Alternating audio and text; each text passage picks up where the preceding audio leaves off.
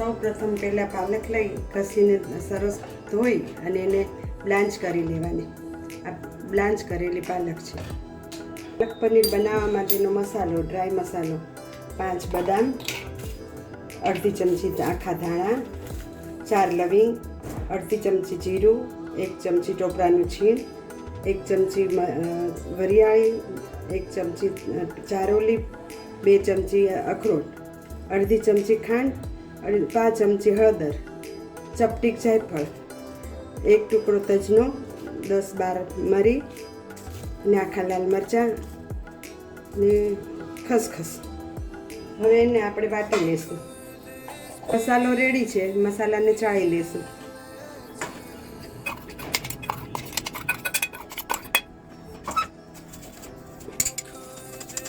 એક કાંદાને ક્રશ કરવાનો. આપણે કાંદો ક્રશ કરી લઈએ. કાંદો સરસ ક્રશ થઈ ગયો છે.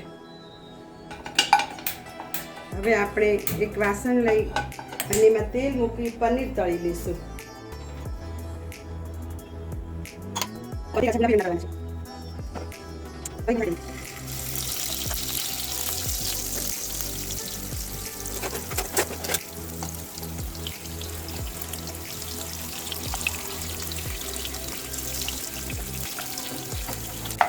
પનીર ગુલાબી રંગના તળાઈ ગયા છે.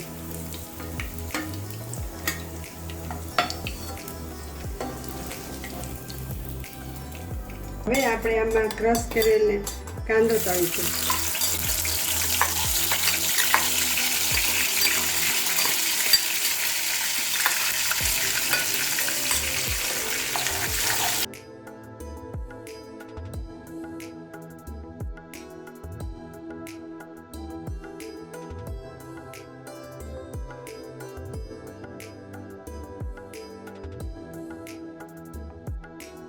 યલો ગોલ્ડન થઈ ગઈ છે. એમાં આપણે પાલકની પ્યુરી ઉમેરશું.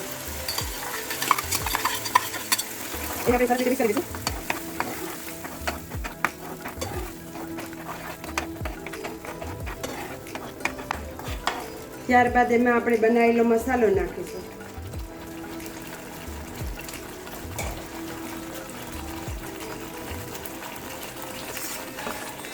મેં આ મસાલો બનાવતી વખતે ટોપરાનું છીણ જોડે જ ક્રશ કર્યું હતું, પણ એ મારી એક ભૂલ થઈ ગઈ હતી. પણ તમે એ ક્રશ ના જોડે કરતા તો તમારો મસાલો ડ્રાય સરસ બનશે અને ચાળવામાં બી ઇઝી રહેશે.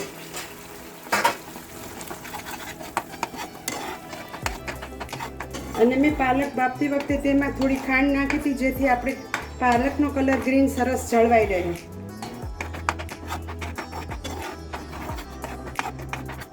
ગ્રેવીને થોડી વાર ઢાંકીને રહેવા દેશું. સરસ કલર એનો ચેન્જ થઈ જશે, પાકીને સરસ તેલ છૂટું પડી જશે. હમણાં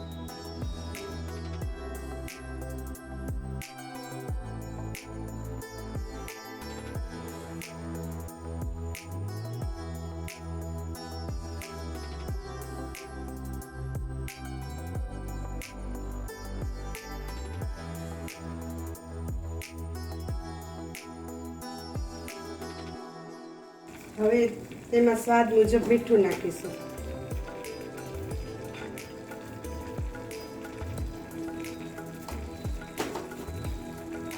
પછી મિક્સ કરી લઈશું. હવે તેલ છૂટું પડવા માંડ્યું છે એટલે આપણે તેમાં પનીરના પીસ નાખશું. તમે પનીરની જગ્યાએ એગ નાખી શકો છો, ચિકન નાખી શકો છો, મટન નાખી શકો છો. આમાં ઘણા બધા વેરિએશન થાય છે. આપણે જે ગમતું હોય તે નાખી શકીએ આપણે.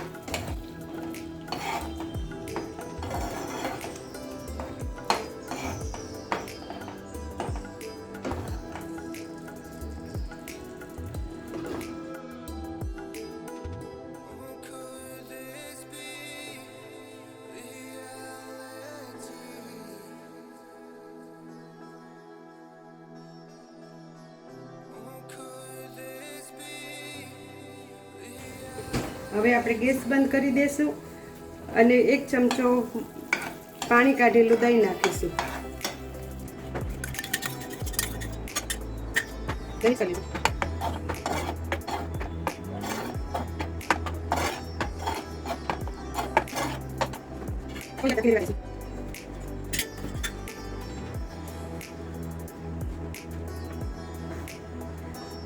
સર્વ કરતી વખતે તેમાં થોડું લીંબુ નીચોવશું તો તૈયાર છે આપણું પાલક પનીર.